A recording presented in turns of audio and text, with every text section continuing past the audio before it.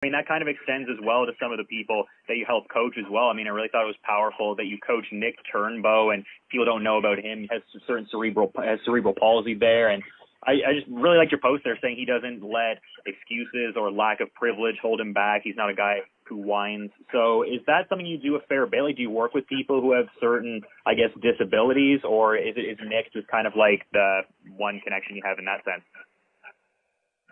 Well, I've really only been working with Nick. He's a huge fan of mine, but I've actually done some training out in trials, MMA out in Fort Collins.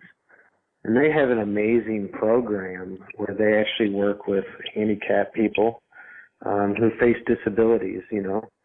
And that's something I would love to eventually do because it's those people that I think the American people need to step back and look at. You know, someone like Nick Turnbow is a perfect example of how to live your life. You know, so many people let their race or their position in society, whether it's poor, middle class, or rich, they let all these factors dictate their future. And that's where we live in the greatest country in the world in the sense of that is not the case. If you're poor and you're black, you know what? You still have the opportunity to be a successful person. And even if you're a certain religion, it doesn't matter in this country. And I feel like so often people are brainwashed into thinking, well, you're not this and you're not that, so you can't be this. And that's not the case. I think that is a lie that is told to people, and it enables them to not get past that. So like Nick Turnbow is a perfect example of how to live your life. Look at his disability and his struggle. His disability is a major physical disability, and jiu-jitsu is a major physical sport.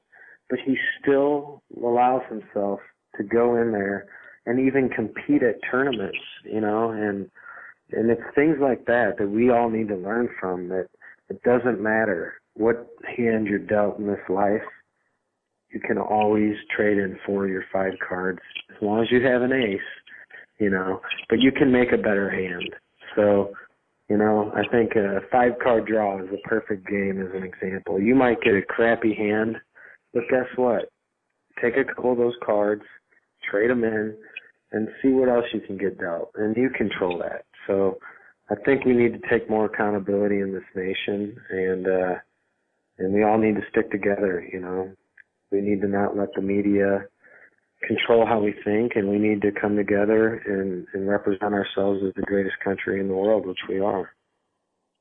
Yeah, no, that was really well said, man. A lot of people tend to get down on themselves and, you know, impose glass ceilings over themselves unwittingly. So it's really great to see stories like that where it's people, you know, getting beyond certain intense things like that to, you know, live their dreams and accomplish their goals and all.